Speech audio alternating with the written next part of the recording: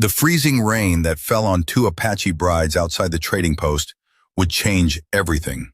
Sold north to marry strangers, then lost between men in a card game like a pair of horses, they had been sitting in the mud since the evening before, when a lone cowboy named Wade Coburn reined in his tired mare and found he could not ride past. He did not know their names yet. He only knew that stopping that day would cost him a fence-mending job 40 miles north and give him back everything he thought he had already lost for good. Arizona Territory, late November, a cold, thin rain that never worked up the nerve to become a real storm, and never let up long enough to be forgotten, either.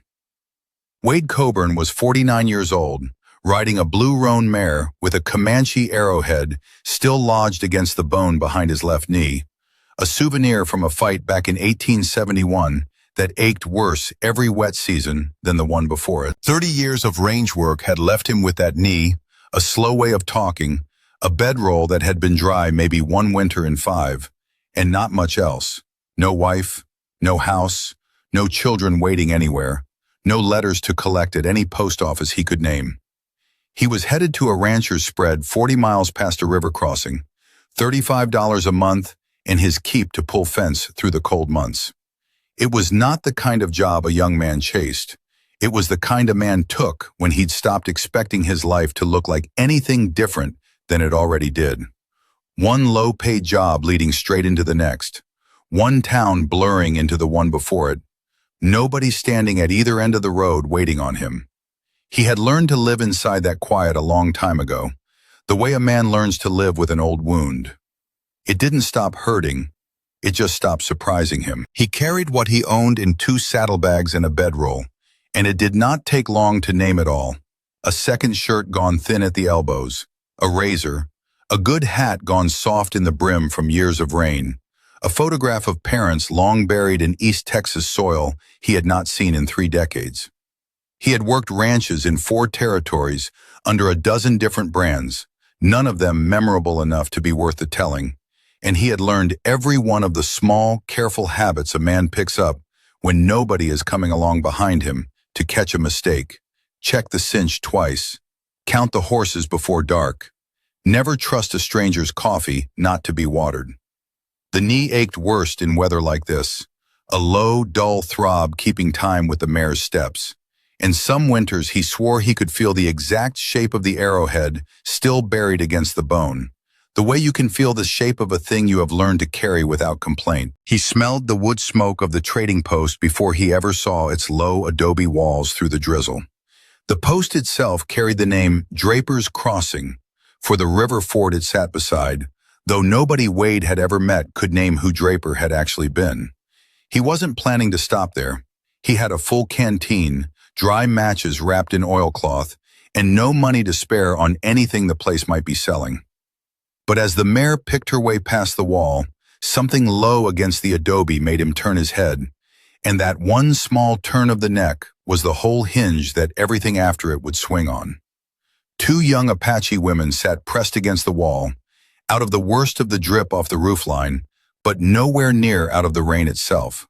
One gray wool blanket pulled across both their laps. They wore their good clothes, ceremonial doeskin dresses trimmed heavy with beadwork, the kind a family saves for the most important day of a life, now soaked through and clinging dark to their shoulders, the beadwork gone black and dull with wet.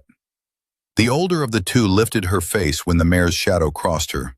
She had a cut over her left eye, days old, dried near black at the edges, and the look she gave him was level and unafraid, and it made no plea of him at all.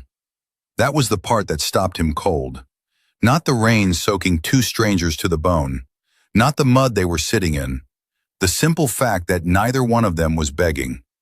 He meant to ride on past, the way 30 other men riding that same stretch of road had already done that morning. His boots hit the ground before his mind had finished deciding to let them.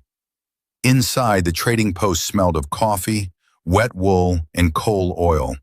A low fire ticking in a barrel stove at the center of the room. 5 men stood around it drying out, and Wade recognized the shape of trouble in 2 of them before either one made a sound.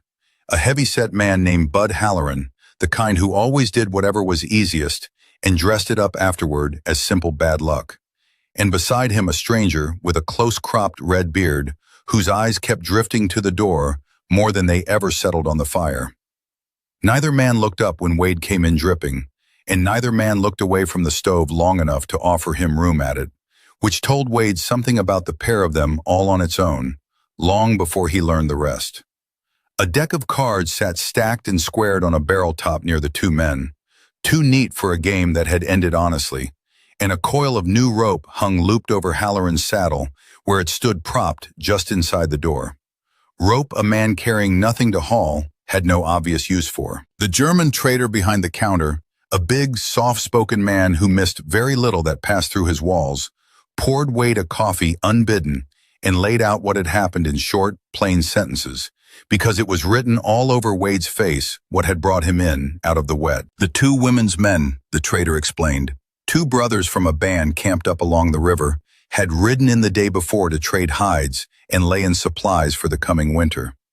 That night the brothers had sat into a card game with some men passing through and lost, the horses first, then the trade goods, and finally, when there was nothing left on the table worth putting down, the two women who had ridden up with them. The brothers had saddled up and ridden out at first light without them. The women had been sitting outside in the rain the whole night since, because nobody inside had thought once to invite them in out of it, and because, the trader said this part slower, watching Wade's face change, whoever had won that hand at cards hadn't yet come around to collect on it. Wade turned his coffee cup a slow half-circle on the counter, not drinking it, watching the reflection of the stove fire in it instead. Behind him, low, he caught a few words passed between Halloran and the red-bearded man, something about a rancher's daughter and a wager, and a laugh that had no real humor in it. The German trader leaned in close and dropped his voice so it wouldn't carry past the two of them.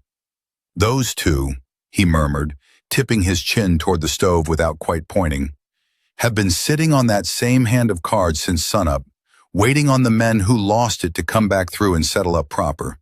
I'd wager they mean to collect on the women instead, seeing as the brothers already rode." He wiped the counter with a rag that didn't need wiping, giving his hands something to do besides show how uneasy the whole business made him. "Not my business what happens outside my door, but it happened outside my door all the same, and I don't sleep easy knowing it." Wade set his half-finished coffee down on the counter and walked back out into the rain. The older woman's English came slow and deliberate, each word weighed carefully before she let it go, like every one of them cost her something real to spend. "They had people to the north," she explained. "A band camped on the river the Apache themselves simply knew as the Verde. 2 or 3 days' ride if the weather cooperated." Wade stood in the mud doing arithmetic he already knew the answer to before he'd finished it. The fence job waiting, the money he genuinely needed, his aching knee, a wet bedroll he'd be sleeping in tonight either way he chose. Then he heard his own voice say the only thing that actually mattered in the end. "What's your name?" "Nascha." "I'm Wade Coburn. I'll take you north." He walked back inside and paid $12, robbery, plain and simple. And he handed it over anyway, for a worn-out dun gelding, so both women could ride instead of doubling up behind him on one tired mare through 3 days of cold country. The younger of the two rose from against the wall while he checked the cinch, and where Nascha had been steady and direct with him, this one knew hardly any English at all, but she watched everything, his hands on the leather, the set of his shoulders, the careful way he lifted and checked each of the gelding's feet before he ever swung a leg over it. Her name was Dyani. She and Nascha were not sisters by blood, Wade would come to understand over the days ahead, but they had become something very close to it in the space of a single terrible night, the way two people do when the same hard thing lands on both of them at the same moment, and neither one is left standing alone with it. If a story like this one is why you keep coming back, tap join beside the channel name and become a member. It helps us keep telling stories like it. They rode out of Draper's Crossing before noon, 3 horses moving through a cold rain that showed no sign of tiring of itself. Nascha set the dun like she had been born to a saddle. Easy through the hips, even after a night with almost no sleep. her right knuckles bruised and split in a way that carried its own plain story long before she ever put words to it.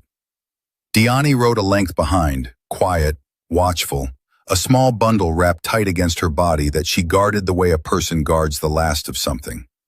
By mid-afternoon, they found a limestone overhang tall enough to keep a fire dry underneath, and Wade built one while Dyani laid strips of jerked venison flat across a warm stone, quick and sure-handed, never once looking up to Nascha or to Wade to ask what came next.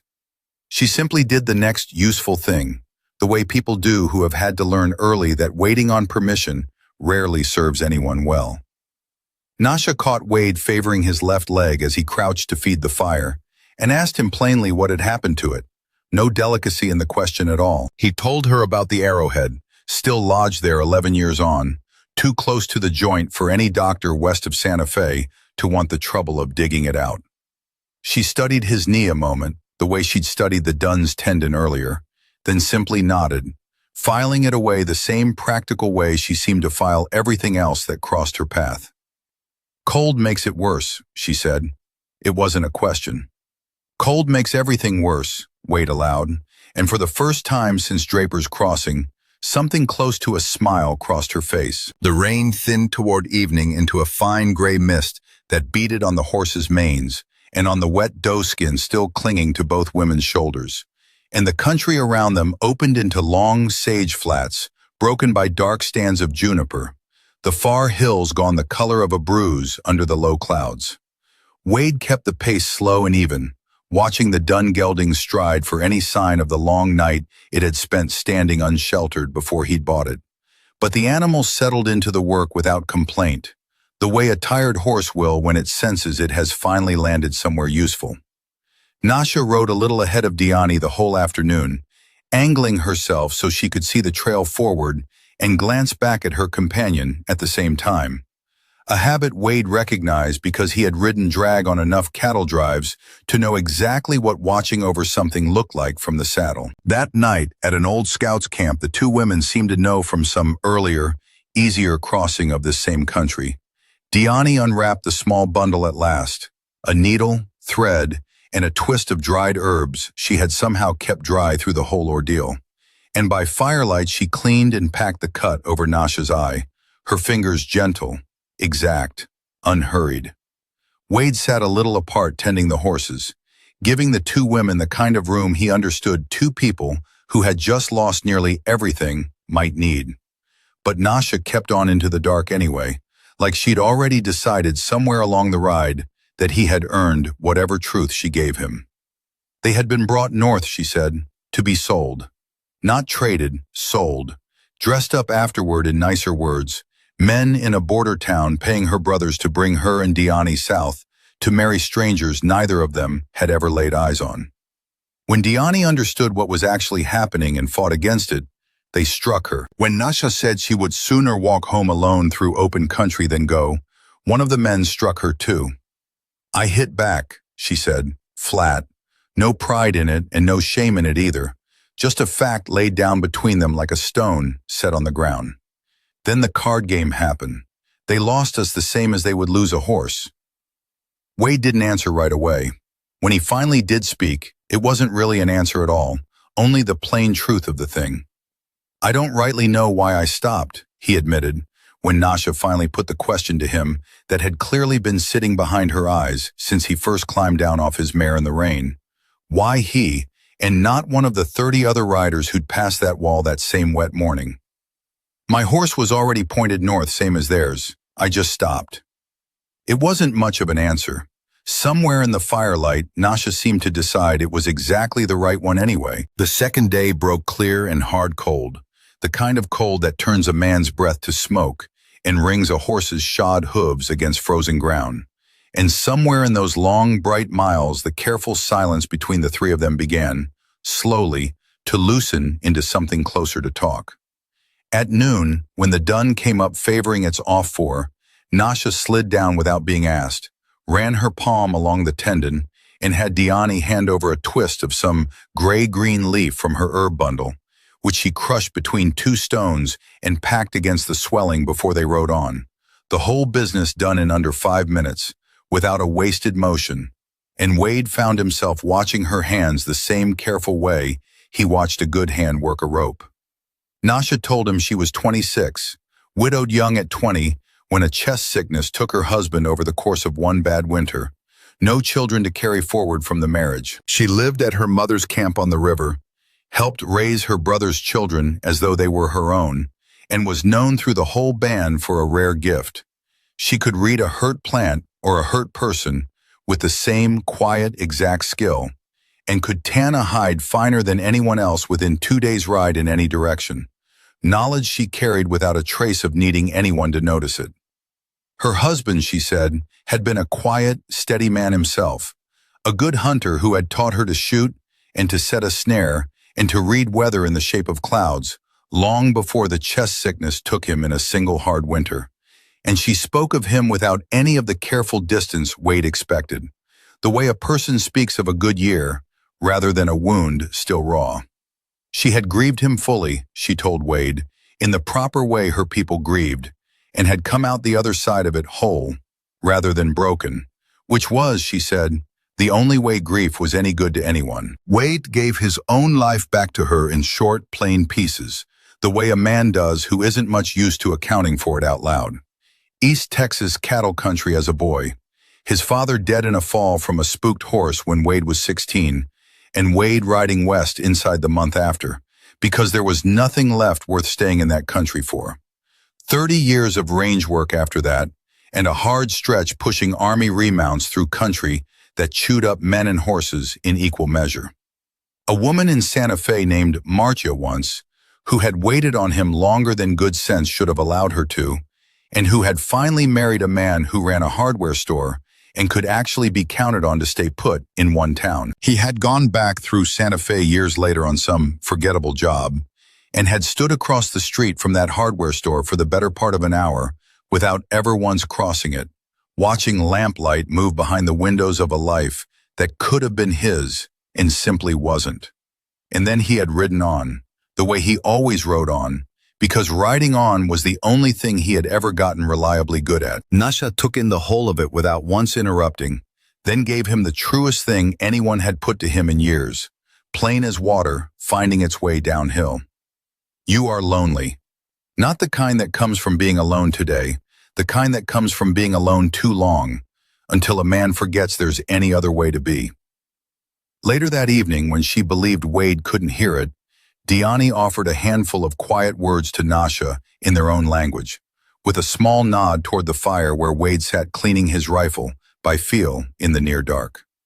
Nascha turned them into English for him unprompted, like she'd decided somewhere along the day that it was a gift he should have.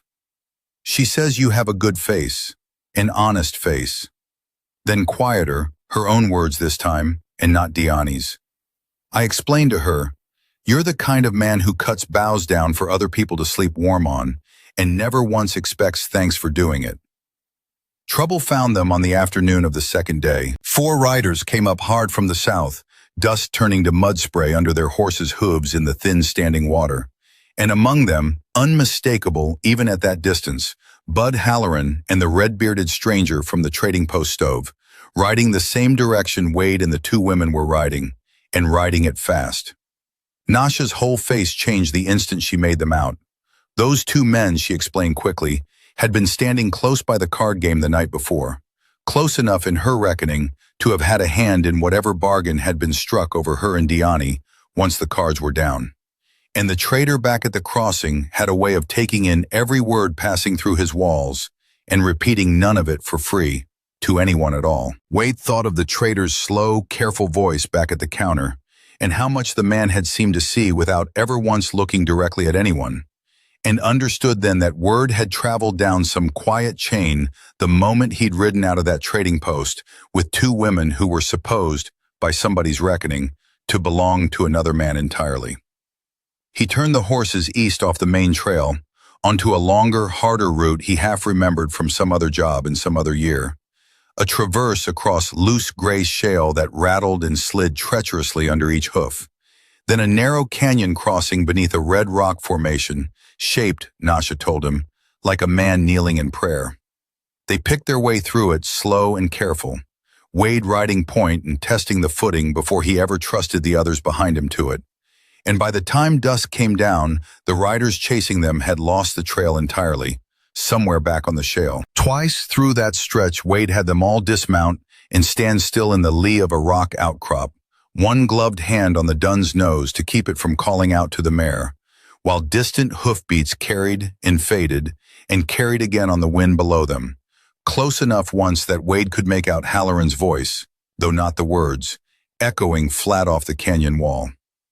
Dyani never made a sound through either weight, standing pressed close to Nascha, with the herb bundle clutched tight against her chest. And Wade understood then, watching her, exactly how much steadier she had already gotten in 2 short days. Once, in the narrowest stretch of the canyon, loose shale gave way under the dun's hind feet, and the horse scrambled hard against the slide, Nascha leaning forward low over its neck and talking it down in a calm, unbroken murmur of her own language, until its footing steadied again, and Wade, watching from a length back with his heart going harder than the climb alone accounted for, understood that whatever else this woman had lost in the last 2 days, her nerve had never once been part of it. At a creek running high and brown with 2 days of rain, swollen well past its ordinary banks, Wade led each horse across on foot, feeling out the bottom with his own boots before he ever trusted his weight to it. When it came Nascha's turn, he held out his hand. "I can cross it myself," she said. "I know you can." She took his hand anyway and crossed the whole width of it, holding on. Later, where the trail narrowed down to nothing but a game path along a rock ledge, Wade noticed she carried the Winchester across her saddle, the way someone carries a tool they've handled 100 times before.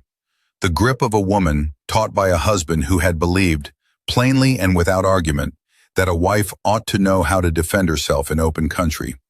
He never had to ask where she'd learned it. It showed in every motion of her hands.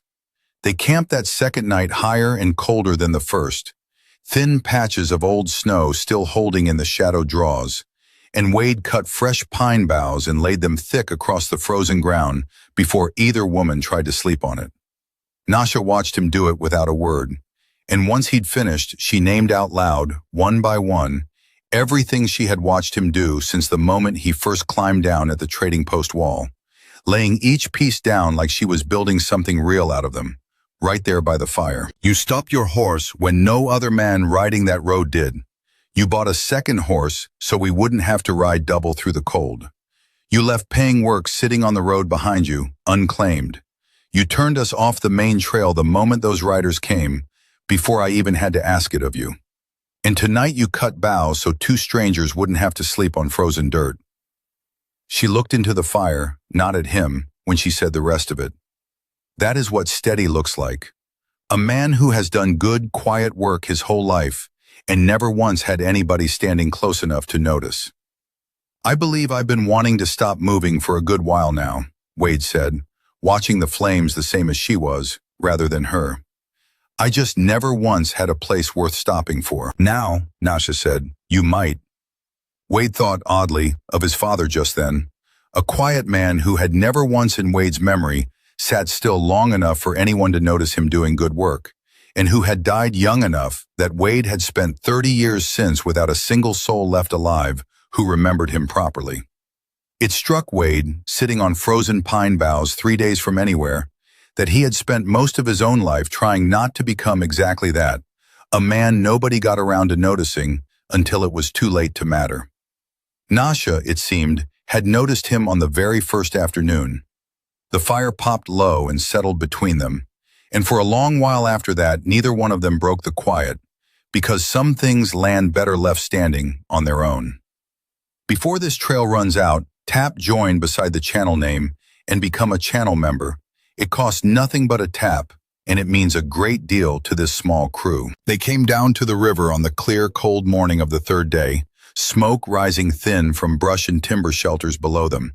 A pole corral holding a dozen horses, dogs already barking the news of 3 riders coming in long before any person had spotted them. Dyani was down off the dun and running before Wade had even brought the horses to a full stop, straight into the arms of an older woman who caught her and held on hard, shaking with the kind of crying that only comes once it's finally, actually safe to let it out. Children came running from between the shelters to see the strangers, then held back at a shy, respectful distance once they took in the state of the two women's ceremonial dresses, still stained and travel-worn from 3 days on the trail. Smoke curled thin and steady from a dozen cook fires, and somewhere off past the corral, a woman was singing low over some ordinary chore. And the whole scene had a settled, unhurried quality to it that Wade had not felt around any camp, any bunkhouse, any town in more years than he cared to count. Nascha's brother, a broad-shouldered man named Chayton, came out to meet them, and he read Wade the same unhurried, careful way Nascha had, that first evening in the rain. His hands, the easy set of him in the saddle, the way he carried the rifle across his lap like a working tool, and not a threat leveled at anyone. Nascha told him everything, start to finish, in their own language and then again in English for Wade's benefit, while Wade stood holding the lead ropes and let her tell it in whatever order she chose. Chayton listened without breaking in once, and when she'd finished, he turned to Wade directly, addressing him in slow, deliberate English of his own. You brought them from Draper's Crossing. Alone. You walked away from paid work to do it. In November, with winter already on the wind. He was quiet a moment, weighing something behind his eyes. There is work here through the cold months, if you'd have it. 15 horses that need a man who actually knows what he's doing with them. You will stay. I'll stay, Wade said, and the words came out easier than a decision that size had any right to come out. Nascha crossed the short space between them and laid her flat hand against his chest, right over his heart, the way a person confirms out loud a fact they already privately believed. You stopped your horse. I did. I'm glad, she said, and that was the whole of it. No more words were needed once those had been spoken. Wade spent the winter on the river among Nascha's family, and it did not feel, after the first handful of weeks, anything like the 30 years of work he had done for other men's wages before it. He started the young horses one by one, patient work that gave him something clear and honest back every single day, unlike most of the jobs he'd carried before. He worked timber and adobe alongside Chayton, mending shelters and raising new ones against the coming cold. Nascha's aunt fed him at every meal without ever once making a show of it, folding him into the household the plain way you fold in someone who already belongs there and simply hasn't heard it yet. The camp's children adopted him outright inside the first 2 weeks, especially her brother's youngest boy, barely 9 years old, who had more patience for a nervous colt than most grown hands Wade had ridden beside in 3 decades. Patience Wade fed and sharpened all winter long until, by February, the boy could read a young horse's mood better than half the cowboys on any outfit that had ever paid Wade a wage.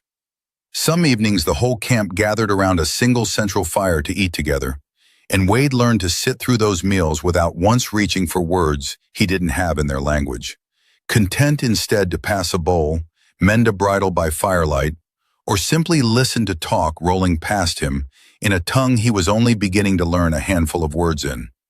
Chayton taught him 3 of them the first week: horse, cold, and thank you. And Wade used all 3 so often that the children took to laughing at him gently every time he tried a 4th. Once, in the deep middle of December, a hard fever took hold of the youngest boy for 2 days running, and Wade sat up both nights beside Nascha and her mother, changing wet cloths on the child's forehead, useless in any practical sense, but unwilling to be anywhere else. And when the fever finally broke on the 3rd morning, Nascha looked across the small, exhausted boy at Wade, with something in her face he hadn't yet seen there before.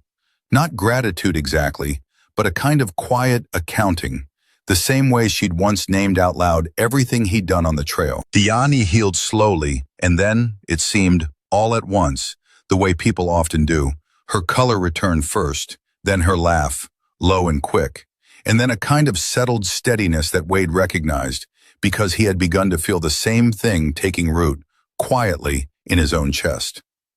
Every evening Nascha came and sat beside him at the fire without either of them ever announcing it had become a habit, and Wade found himself saving up the small good things from each day, all day long, purely so he'd have something worth handing her once the light finally went down. She taught him words in her language the way Chayton had, patient and unhurried, correcting his clumsy pronunciation with a laugh that never once carried any unkindness in it. And in exchange, Wade taught her the names of every knot he knew and why a person tied each one. Small, practical things neither of them needed, traded back and forth simply for the pleasure of the trading. Once, coming in from the corral at dusk, he found she had mended the elbow of his one good shirt without being asked. Stitches small and even as anything Dyani could have managed. And he understood it for exactly what it was, a fact laid down quietly the same way she laid down everything that mattered to her, without any need for him to remark on it out loud. Chayton took to including Wade in the men's talk around the corral rail most evenings, weighing his opinion on a colt's conformation or the timber needed for a new shelter with the same plain respect he'd have shown any man born to the camp. And somewhere in the deep cold of that winter, Wade realized he had stopped bracing, out of old habit, for the moment someone would remind him he didn't belong there. Nobody ever did. The reminder simply never came, winter after winter, until Wade stopped waiting for it at all. In January, without ceremony, and without a single word Wade was ever part of deciding, Nascha moved her sleeping robes to lie beside his. It was simply a fact one morning, the way weather is a fact. The family had apparently settled the whole matter among themselves well before either Wade or Nascha had gotten around to saying it out loud to anyone. On a hard, bitter February night, colder than any night Wade could remember in 3 decades of sleeping outdoors, Nascha held his hand in the dark until the shaking finally stopped and warmth found its way back into him. And on one clear, freezing night not long after, a young mare foaled a dark bay colt, while Wade and the horse-loving boy stood together watching in the cold, their breath clouding white in the lantern light. And somewhere in that hour, Wade realized he had not thought once, all that entire day, about fence line or $35 a month, or any road leading off toward anywhere else at all. Stories like this one are why this channel exists. If you want more, become a channel member and tap join beside the channel name. Spring came up the river slow, and then all at once, the way it always does in that country, and by April there stood 17 horses in Chayton's pole corral, where there had only been 15 back in November. Chayton judged it time to sell off some of the young stock, and trusted Wade to ride 3 of the best of them south to the market, at a little crossroads town, money the whole camp could put good use to, and a trade that could work the same way again next spring, and the spring after that, and every spring after that one too. Wade picked the 3 horses himself, the same colt-turned-yearling he and the boy had watched born in the February cold, now sturdy enough on its legs to be counted among the strongest of the lot. And he spent the evening before he left going over each animal's feet and shoes by lantern light, the same careful habit he'd carried alone across 4 territories for 30 years. Except now there was someone waiting nearby to hand him tools when he needed them, without having to ask. He left at dawn, cottonwoods along the river just beginning to leaf out pale green against a gray-pink sky. Nascha walked with him as far as the edge of camp and stopped there, the plain way a person stops at the edge of something they trust enough not to have to follow it any farther. "Come back," she said. "You know I will." "I know." He rode 20 yards out and looked back once, the way a man does who has finally learned that looking back doesn't cost him anything at all anymore. Nascha raised one hand, simple as a fact held up plainly against the whole gray sky, and Wade raised his back before turning the horses south toward the market, and the money, and 3 days of riding that no longer felt to him, not even a little, like drifting. The market itself was loud and crowded and entirely unremarkable, the way markets always were, buyers running their hands down a horse's legs, haggling that went on longer than it needed to, dust and noise, and the smell of too many animals crowded into too little ground. Wade sold all 3 horses fair and square inside the first afternoon, better money than Chayton had guessed at, and spent one careful night in a rented room over a saloon before turning straight back north the next morning without any of the old restlessness that used to send him wandering an extra day or two just for the change of scenery. He rode the whole way back thinking less about the money folded into his shirt pocket then about the particular slant of morning light on the river below the camp, and whether the mare that had foaled in February would let the colt run loose in the near pasture yet, and what Nascha would have waiting on the fire by the time he rode in. He came up over the last rise above the river on the evening of the third day, and the camp's smoke was rising thin and steady into a clear violet sky, exactly the way it had every evening since November. And Nascha was standing at the edge of camp again, as if she had simply never left the spot he'd last seen her standing in, though he knew better, knew she'd likely stood there checking the trail every evening he'd been gone. She didn't run to meet him. She didn't need to. She simply waited, the same steady way she had waited 3 days in the rain outside a trading post for a stranger's horse to finally stop. And Wade understood, riding the last stretch down toward her, that this exact evening, this exact river, this exact woman standing at the edge of this exact camp, was the whole of what he had spent 30 years drifting in search of, without ever once having a name for it. For the first time in longer than he could rightly measure, Wade Coburn knew exactly where he was going and exactly where he was coming back to when the riding was done. A man had stopped his horse in the freezing rain outside a trading post, for no better reason than that he could not make himself ride past 2 women sitting in the mud with nothing left between them but each other and one wet blanket.